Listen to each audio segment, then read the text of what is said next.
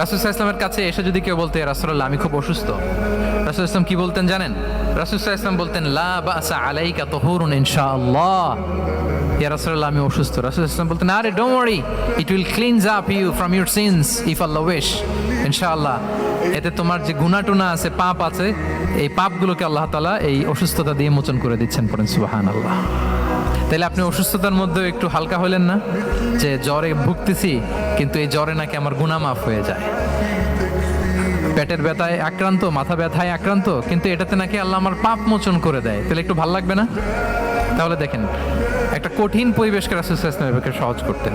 অসুস্থ শুনলেই লা বাস তুহুরুন ইনশাআল্লাহ, আর কিছু হবে না, আল্লাহ তোমার গুনাহ মাফ করে দিচ্ছে।